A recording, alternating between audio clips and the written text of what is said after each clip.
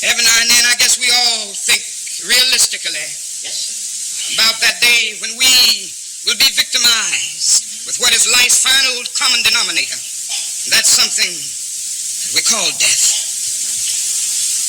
We all think about it, and every now and then I think about my own death, and I think about my own funeral, and I don't think of it in a morbid sense. And every now and then I ask myself, what is it that I would want said?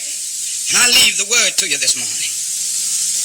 If any of you are around when I have to meet my day, I don't want a long funeral. And if you get somebody to deliver the eulogy, tell them not to talk too long. And every now and then I wonder what I want them to say. Tell them not to mention that I have a Nobel Peace Prize. That isn't important. Tell them not to mention that I have 300 or 400 other awards. That's not important. Tell them not to mention where I went to school. I'd like somebody to mention that day that Martin Luther King Jr. tried to give his life serving others. I'd like for somebody to say that day that Martin Luther King Jr. tried to love somebody. I want you to say that day that I tried to be right on the war question.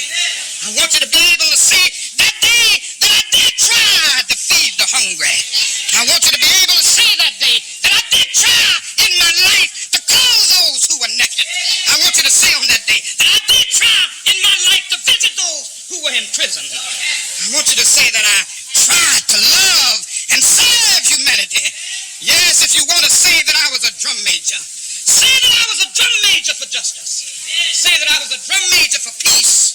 I was a drum major for righteousness. And all of the other shallow things will not matter. I won't have any money to leave behind. I won't have the fine and luxurious things of life to leave behind. But I just want to leave a committed life behind.